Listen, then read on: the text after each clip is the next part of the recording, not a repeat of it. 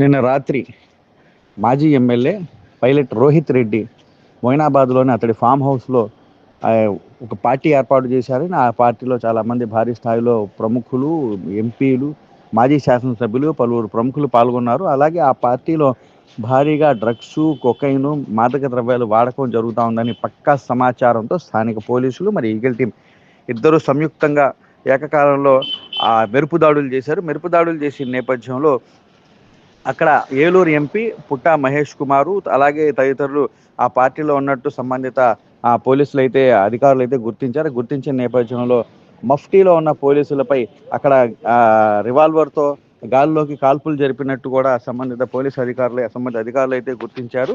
So ఈ క్రమంలో సుమారు ఒక ఈగల్ టీంను గమనించగానే వెంటనే ఢిల్లీకి చెందిన రియల్ ఎస్టేట్ వ్యాపారి నమిత్ శర్మ గాల్లో 4 రౌండ్లు కాల్పులు జరిపినట్టు సంబంధిత పోలీసు అధికారులు అయితే తెలిపారు. పోలీసులు అతని వద్ద నుండి ఒక తుపాకీ, ఒక లైవ్ రౌండ్ మరియు ఒక ఖాళీ షెల్ స్వాధీనం చేసుకున్నట్టు మనకైతే తెలుసు. ఆ తుపాకీ రితేష్ రెడ్డి పేరు మీద లైసెన్స్ పొందిందిగా గుర్తించారు.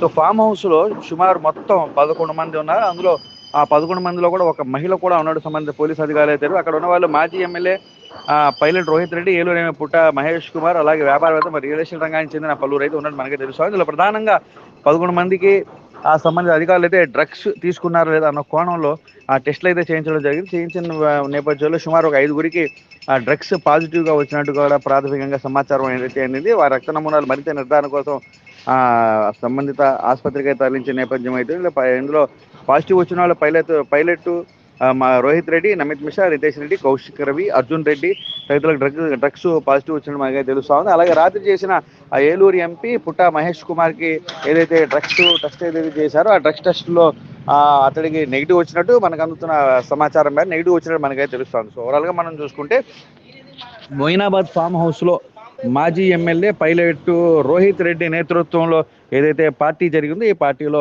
ఎవరెవరైతే ఉన్నారో మాదక ద్రవ్యాలు, డ్రగ్స్, గంజాయి తదితరాలు వాడారని చెప్పేసి కూడా సంబంధిత పోలీసు అధికారులు పక్కా సమాచారం అయితే ఉంది. సమాచారం నేపథ్యంలో ఏకకాలంలో దాడులు చేసిన నేపథ్యంలో అక్కడ కొకైన్ కావచ్చు, మాదక ద్రవ్యాలు కావచ్చు, అలాగే రివాల్వర్ కావచ్చు, వాటన్నిటి స్వాధీనం చేసుకున్నారు. అక్కడ ఉన్న 11 మందిని కూడా సంబంధిత పోలీసు అధికారులు అరెస్ట్ చేసి పోలీస్ స్టేషన్కి అయితే తరలించే నేపథ్యం అయితే ఉంది.